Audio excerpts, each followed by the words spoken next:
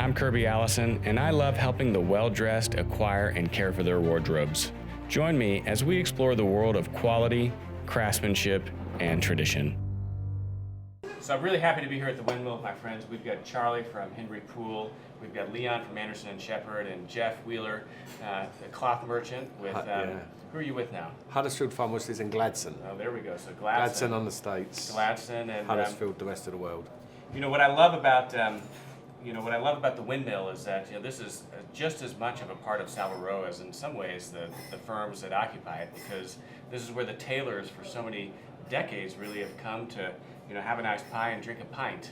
Isn't that right? Oh, definitely. Yeah. Interviews and the likes. Yeah. So anyway, thank you guys for joining me. I mean, the tour today was fantastic. I mean, to be able to walk down Savile Row and visit all the heritage firms is really incredible. And I think one of the things that's most exciting is to just see the firms going from strength to strength. The 80s and the 90s were challenging, but it seems like the Row's really thriving today. It definitely is. There's a lot more youth in it, eh? Yeah, in the time I've been on Savile Row, which is 17 years, which is not particularly too long, but you've seen a vast influence of like a new generation coming into it with enthusiasm, excitement. It's good, it's very good. Yeah, I mean the number of young tailors that I've seen, 10, 15 years ago, you couldn't find apprentices to enter the trade. I think it got to a stage where there was a lot of good tailors, but a lot of them were obviously reaching a certain age, and obviously we realised as companies that we had to look after the industry as a whole. People had to start taking on apprenticeships. The companies have always taken on apprenticeships, but it seemed to accelerate a little bit more for a period. It might not have been there, but then it started to kind of that growth. I think the trade's always been interesting, like with the way the immigration's worked.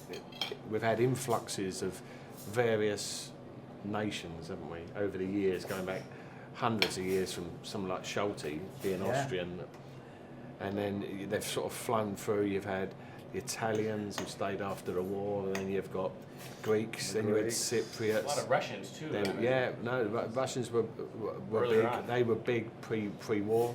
That's where the lessers come from. They were Russian.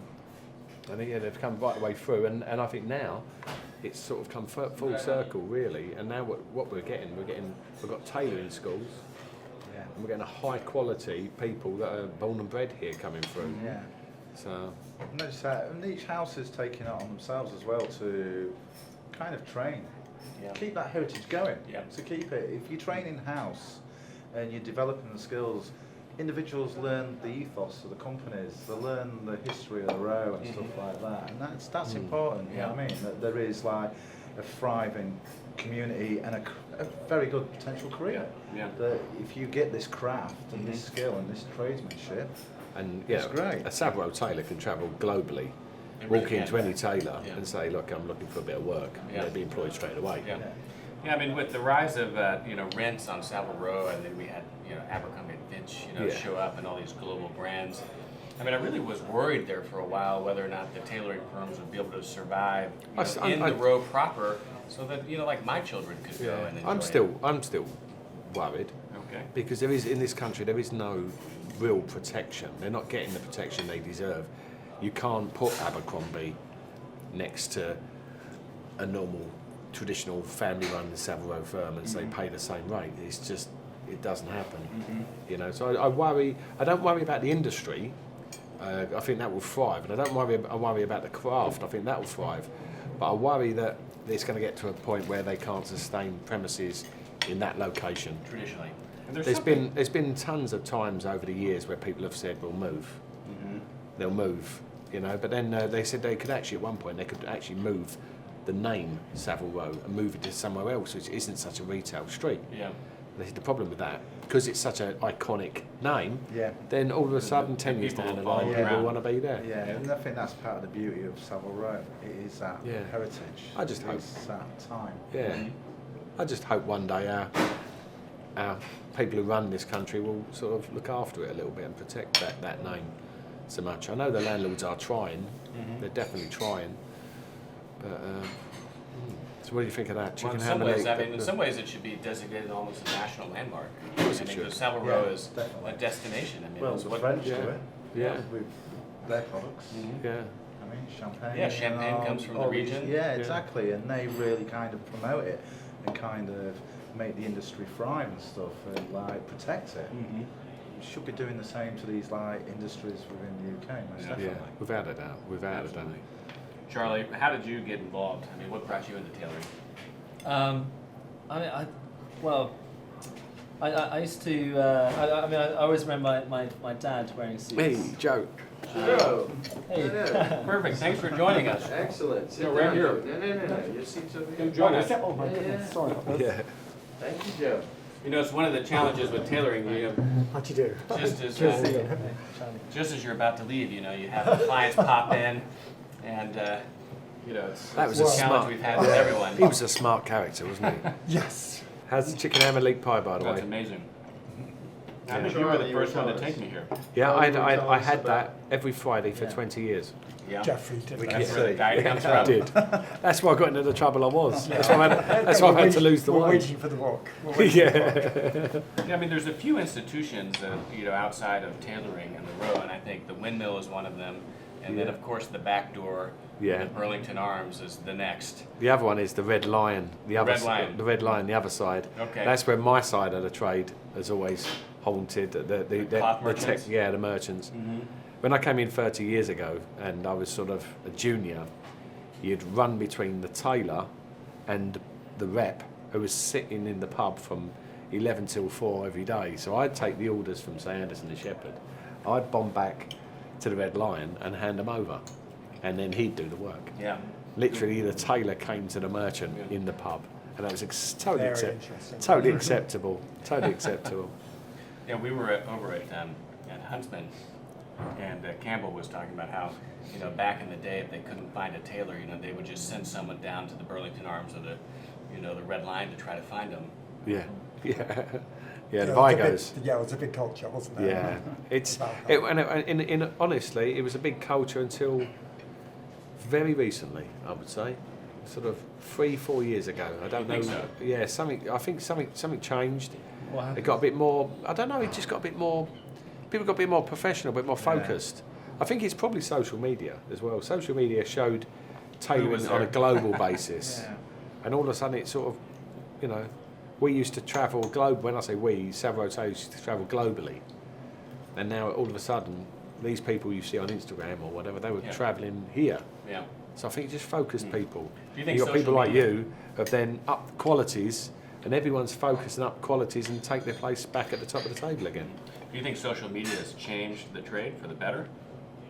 It's changed the trade. I wouldn't know about better or worse. What do you guys think?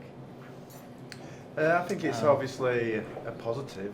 It's definitely got positives. You can see there, but I think you get a lot of misinformation as well. Mhm. It's that fine line between correct information and what's right and what's wrong and stuff like that. And maybe not what's right and wrong.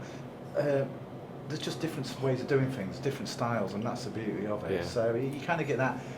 You can see it opens everything up. Yeah, I think it's important. Yeah. We can't ignore that this form of media is there. It's got to be embraced in a Yeah. sense. It's like anything, it's how we use it, if it's used in a sensible, correct way Yeah. to kind of promote Yeah. the row in general. That's going to be a good thing. Yeah. It's when you kind of start getting, like people saying, certain negative things. And that's a problem with social media, I tend to find. It's like there's a lot of good stuff.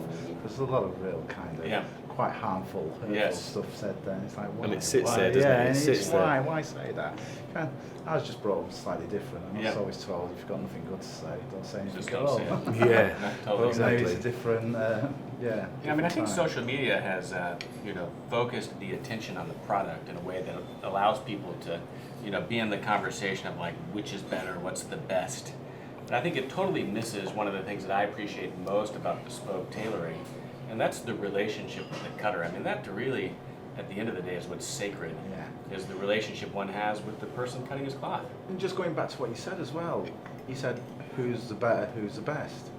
I don't think it comes down to that. I think that's the beauty of Savile Row. You've got different houses, different styles. Mhm. It just gives the individuals out there a choice. If everybody was the same, there'd be, where would people go? I think that's the beauty of it. You can go and look at Joe's and it's got its own flair and style, and people can decide. People look at Huntsman's or want a certain style. That's the beauty. You want to give a wide range of different things. If everybody was the same, it'd be incredibly boring. It would be, wouldn't it? Yeah.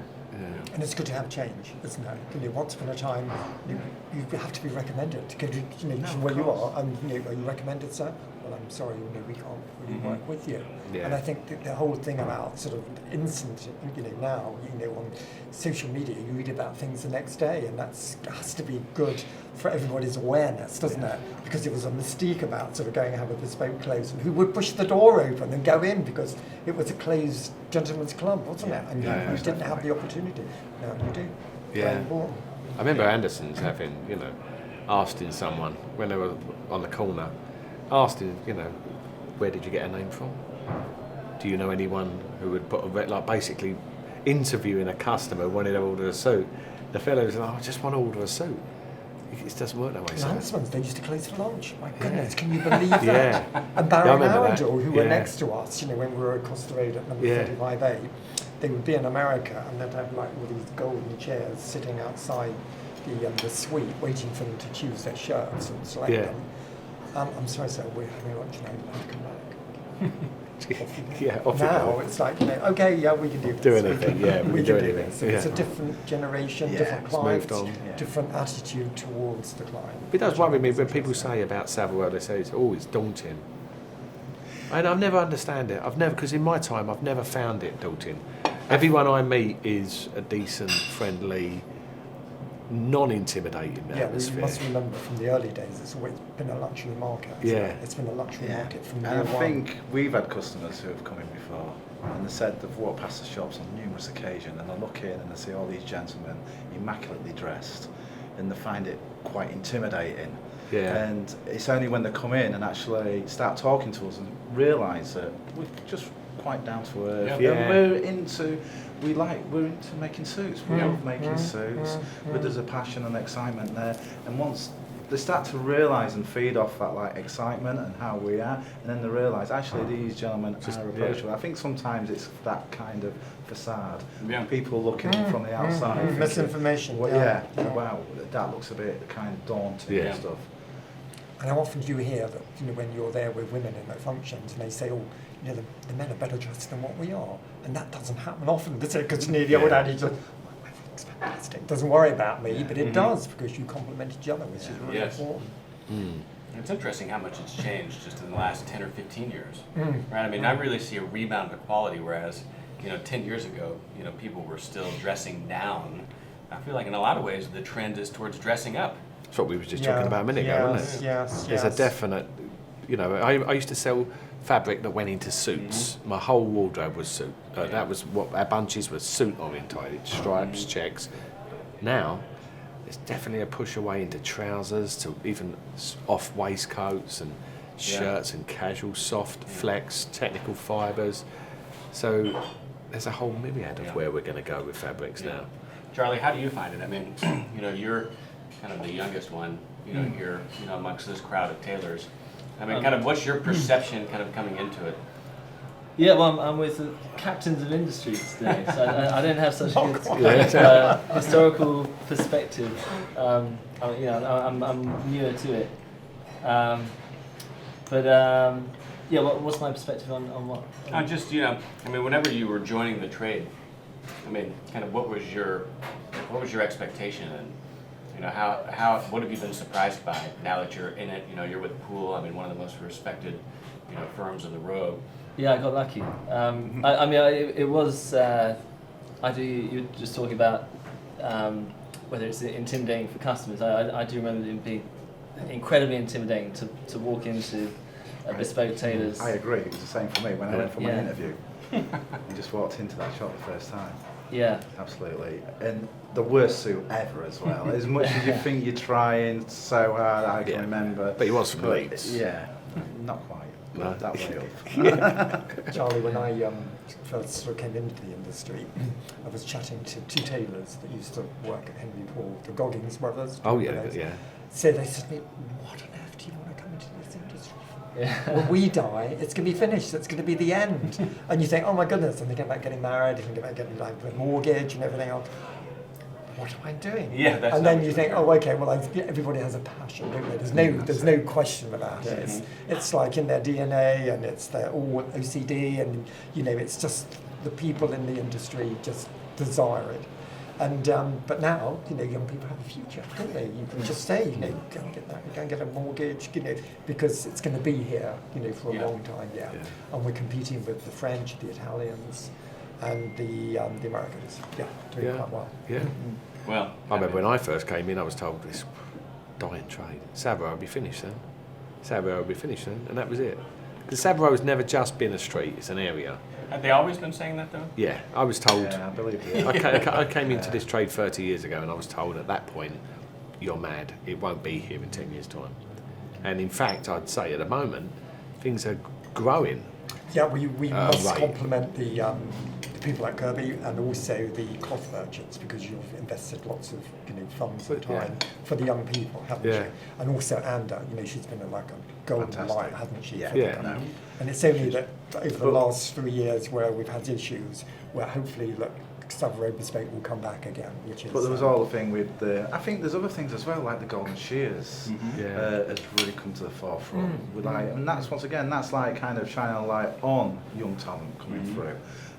Young tailors doing it. It gives them something, a goal to achieve. Again, coming back to the again, media thing, is they want to look at it the next morning. They want to find out, they want to see their photographs and who won, and they want to sort of be. But we're not ready for that yet, are we? It's something that it needs to be energised. Yeah, that's really it's growing every year. Yeah, but there's all those little things. We've done in the last several years. We've done some amazing events. The rows come together today. We did the event at the Churchill War Rooms, the Spencer event, House, Spencer House, the Lords, and we've we've done some real quite fun kind of communal activities in a sense, and got everyone involved, which has been where 20 years ago that would have never have happened. Because it was quite competitive 20 years ago. Yeah, and I think competitive is still healthy, there, and it's still, but it's the way you do it. Less if you have that, you have that competitive, healthy kind of looking at it, that's a good thing. There's nothing wrong with being competitive. It's when it becomes nasty, and, and you don't need that. That does not need it. Everyone has to, and not just that. I think you've got to be competitive with yourself. I've got to strive all the time to kind of get better and improve. Yes, it's just in your DNA. You say, "Oh, I can do better next time," and that's the thing, isn't it? I'll do better next time. But as you were just mentioning, for me, I love it because of the craft. I'm very tactile. I want to be touching things, working things out, drawing it, kind of striking it in, cutting it. Even when I did my tailoring apprenticeship to start off with, before I went on to the cutting side. Now I don't get to go on and make a jacket as often as I used to be able to, but there's that time when I will drop back into it when I've got a bit of free time or on a weekend, and I'll start sewing again. Really? And I'll just love it. Yes. I'll pick up a thimble, back onto my sewing machine that I've got back at my house, and I'll be going, and I enjoy that, and it's fun. And I think that's it. I think it's having that passion, that excitement, and I think that's what it comes down to. Every individual there. I think it's not an industry people just drop into in general. A lot, especially, I might be wrong, the younger generation, I think they're striving to be there. Yeah. Which is a difference. Yeah, well, I love it. I walk into work and every single person there loves what they do. Yeah. We all, otherwise we wouldn't be there, Exactly. And it's a great trade for helping each other out as well. You talk to other industries, and I don't think many industries are like ours. Like if someone came into me for a fabric and I didn't have it, I would take a look at it and I'd say, do you know what? Harrison's have got that. It's on their such and such bunch. People look at you and think, you've just helped your competitor. If you were struggling with a certain something or other, you'd go to the tailor next door and he'll help you out. Yeah, we've had people in for VAT forms this week, buttons, linings. And they all help each other. You might not necessarily get on sometimes, but there is definitely a flow. And it's a lovely place to work, and with lovely people. It's the same with the suits, I guess. If someone came into us going, they want built-up shoulders, harder canvas, we'd probably say, as much as we'd like the business, we'd probably go, unfortunately, sir, you're probably not going to be happy. And at the end of the day, we're not going to be happy making you something that you're not happy with. And we'd probably recommend maybe go to somewhere else. Bulls or Huntsman's or whoever, because that's the style. And it does happen. I've done it. It's not something you necessarily want to do, but at the end of the day, it's like, you've got to be sensible. Well, there's got to be chemistry, right? I think it comes down to chemistry. Definitely. Because there's so many options, and everyone on the row is doing incredible work. I mean, no one house is better than the other. They're just different. Yeah. And it's like dating. I mean, who do you get along with the most? And, I feel like, the relationship underpins, the bespoke experience. And, whoever you get along with and you've got good chemistry and you enjoy being around and you kind of see eye to eye in terms of, style, and that's what's going to create a relationship that becomes a cornerstone of a man's life.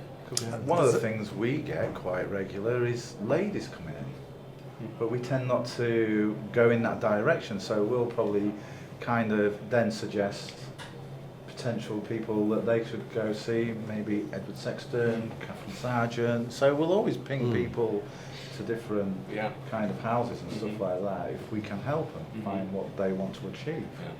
It's interesting from the customer's point of view as well, is we, as a merchant, we see the names of customers, big customers. Sometimes they're very famous, they're coming in, and obviously we don't mention them at all, but you'll see someone come in and say, such and such is in town, and he's placed 6 suits at Henry Paul, and then you think, right. And they move around. The next day, 6 suits have come in from these, or 6 suits are coming from there. Really and I find that fascinating, that you have one man and he has 3-4 tailors, and you'll think, I'd love to. What did he see? What did he see? Why has he got from them? He's got from them. He's got from them. Yeah, that's interesting. I think. But did you not think this is a relationship with the new relationship that clients have with the tailor? Yeah. Once upon a time, you'd have one you'd be recommended. That's my tailor. Hey, that's him. This is what I do. This is where I go, and that's it. But now it's you have the different house styles. They go to different houses, and the tailors today are not pompous, are they, Jeffrey? Once upon a time it was just like, this is your suit, it's finished, you take it away, pay off it. Now it's you look for feedback, don't you? You want something that's as he feels about as much as you do. And I think that's really important. There's certainly a different service and relationship now from what it seems like. Yeah, definitely. I think I get a lot of fun out of it when you see the customer is equally excited. That's great. Yeah. I mean, when they take their suit and they're more excited than I get excited if the suit's going home and I think it looks nice. But if the customer's equally should be equally more excited. I think that's the big thing. There's feedback both ways now. Yeah. There used to be, as you say, used to go and have a suit made. The tailor would actually, or the cutler would actually tell you what he thought you should dress like and how you should dress. But it's the only place on earth. Well, Jeffrey, you must know, because you travel the world with your fabrics, and I will say that we're very fortunate that we've been given the fabrics that we can work with now. We've got a great selection. We get new designs, so people have excellent suits come in and say, "What's new?" And if you say, "Well, this is what we can do," and people, London's energised, isn't it? Yeah, well, fabrics is massive innovation. Constant innovation coming through with fabrics now. Oh yeah, it's definitely big. And you must from the people you go and see abroad, like in France and Italy, you must think that we're competing. London's competing now with them, aren't they? I've always had us on a pedestal, maybe sometimes unfairly, but I thought we've always put us up there as the best in the world, and I think definitely we were for a long time. Then people have come back at us, and we've gone again. Yeah. I do think an English suit will make you feel you're the best man in the room. And do you think Savile Row could exist anywhere else? Well, no, because when you go to France, they're not in one area, are they? All these great ateliers are sort of all around the place, aren't they? They're beautiful, but it's a mindset as well. It's like we were saying, an English suit makes you feel powerful, and that's what it's about. It's you stand up, it's structured, has a chest, it's a powerful garment. And we're competing with ready to wear. Last. It's made from, competing with ready to wear. Generally speaking, made from English fabric, which is hardier.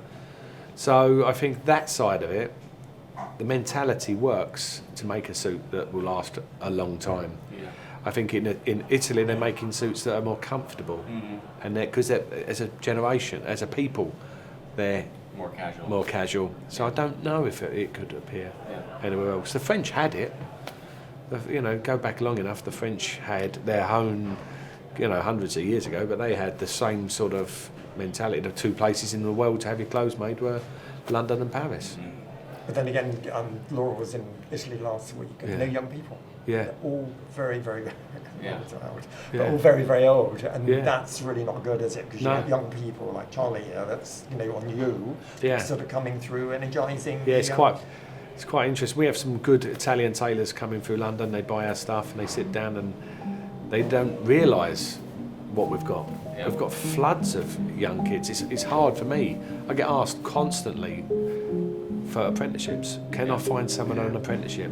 And it's hard because they're full. But There's I lots of think, kids. Jeffrey, without someone like Kirby that's Yeah. telling the world, not necessarily educated, Yeah. telling the world what we do, Yeah, it's not going to happen. Yeah. Because, we just do our, what we do, Yeah. happy to do it in our little worlds, but it's Yeah. not until someone comes along like Kirby and energises the world to say, Yeah. look, this is what these fellows are doing, Yeah. which is really important. yeah. Well, it's exciting to see, it's exciting to see Savile Row Bespoke Tailor go from strength to strength. So I'm excited about the future. We I are see too, kind of all yes, this new yes, energy yes, and everything, yes. and It's gonna be good. I think it's an exciting new page. So, gentlemen, hey, thank you for joining Thanks me. a lot. Yeah. Cheers. Cheers, You know? cheers, you guys. Good health to you.